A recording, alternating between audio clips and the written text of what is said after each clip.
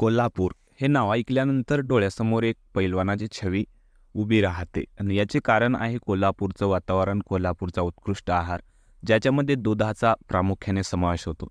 तर आज आपण कुस्ती नव्हे तर कोल्हापुरातील एक सुप्रसिद्ध असे दूध कट्टा नावाने ओळखल्या जाणारे ताजे दूध, जे की म्हशीपासून आपल्याला माहीतच आहे की दूध मिळते, परंतु आपण जे आपल्या भागाकडे किंवा आपल्या गावाकडे जे दूध घेत असतो ते म्हैसवाला जो मालक असतो तो आधी दूध काढतो, त्याच्यानंतर त्याचे एक ठराविक ठिकाण असते, तिथे ते दूध विक्रीसाठी घेऊन जातो. परंतु कोल्हापूरमध्ये असं नाही. कोल्हापुरामध्ये जर तुम्ही गेला तर इथे जागोजागी दूध कट्टे बघायला मिळतात आणि जेथे प्रामुख्याने ताजे दूध आपल्याला जे मिळते ते खरंच एक उत्कृष्ट गोष्ट आहे. कारण आपल्या डोळ्यासमोर ते दूध काढतात आणि त्याच्यामध्ये कसल्याही प्रकारचे पाणी वगैरे मिक्स न करता आपल्याला ते ताजे दूध देतात.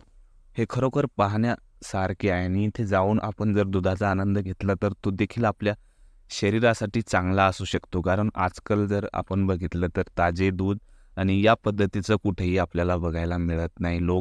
आजकाल बरेचसे लोक जे खोटं बोलून चांगल्या पद्धतीचं दूध आहे म्हणून आपल्याला देतात, परंतु त्याच्यामध्ये भेसळ केल्याशिवाय ते काय गप्प बसत नाहीत. परंतु कोल्हापुरामध्ये असं नाही आहे. आपण जर गेलात तर इथला दूध कट्टा बघितल्यानंतर आपल्याला खरोखर या शेतकऱ्यांचे कौतुक करावे तेवढे पुरे आहे. कारण लोक जी अपेक्षा ठेवतात की आपल्याला जे पैसे देतो आपण त्याच्यापासून जी मिळालेली वस्तू आहे ती चांगल्या पद्धतीची असावी. तर कोल्हापुरामध्ये दूध जर घ्यायला गेला तुम्ही तर तुम्हाला ताजे दूध मिळेल, एकदम उत्कृष्ट दूध मिळेल.